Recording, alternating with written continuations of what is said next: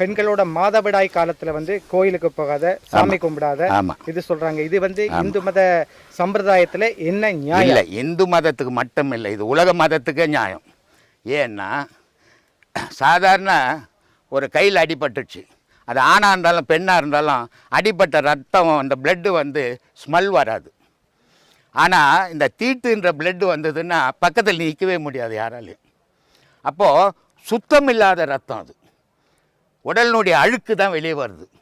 அந்த அழுக்கை வச்சுக்கின்னு இறைவனை வழிபடாத, அந்த அழுக்கை வச்சுன்னு ஒரு நல்ல காரியம் செய்யாத, அதனால் ஒரு 3 நாள் அந்த நிற்கிற வரைக்கும் சுத்தமாயிரு அப்படின்றதுக்காக தான் சொன்னாங்களே தவிர இறைவனுக்கும் அதுக்கும் சம்மந்தம் கிடையாது. ஆனால் கிறிஸ்தவ மதத்திலோ இஸ்லாமிய மதத்திலோ அந்த சம்பிரதாயம் இல்லையே. அந்த சம்பிரதாயம் இல்லை. முஸ்லீம் மதத்தில் அது அவங்க சர்ச்சு மசூதிக்கு போகிறது இல்லை. கிறிஸ்துவ மதத்தில் போகிறாங்க, அவங்களுக்கு தான் கடவுள் நம்பிக்கையே கிடையாது.